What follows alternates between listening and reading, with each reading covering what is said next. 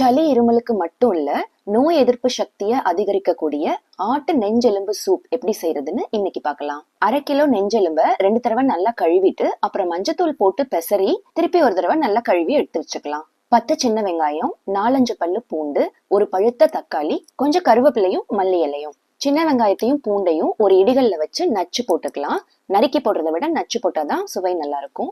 ஒரு பிரஷர் குக்கர்ல கழுவி வச்ச நெஞ்செலும்பையும் நச்சு வச்ச வெங்காயம் பூண்டையும் சேர்த்துக்கலாம். கூடவே நறுக்கிய தக்காளி, 1/4 தேக்கரண்டி மஞ்சள் தூள், 1/4 தேக்கரண்டி மிளகு, 1/4 தேக்கரண்டி சீரகம், 1/4 தேக்கரண்டி சோம்பு, ஒரு பெரிய துண்டு பட்டை, 2 கிராம்பு, 1/2 தேக்கரண்டி மல்லித்தூள், 1/2 தேக்கரண்டி மிளகாய் தூள், 1/2 தேக்கரண்டி உப்பு, 2 கப் தண்ணி ஊத்தி பச்சை கருவேப்பிலையவும் மல்லி இலையவும் கையாலேயே பிச்சு சேர்த்துக்கோங்க. 1/4 தேக்கரண்டி நல்லெண்ணெய் ஊத்தி குக்கரை மூடி விசில் வச்சு 10 விசிலுக்கு வேக விட்டுருங்க. பொறுமையா குக்கர் விசில் அடங்கினதுக்கு அப்புறம் திறந்து பாருங்க. ஒரு 1/4 தேக்கரண்டி மிளகு தூள் சேர்த்து இன்னொரு 5 நிமிஷம் கொதிக்க விடுங்க. அவ்வளவுதான், நெஞ்செலும்பு சூப் தயார். கறி இல்லாம சூப்பை மட்டும் கரண்டிலேயே இழுத்து கொடுங்க.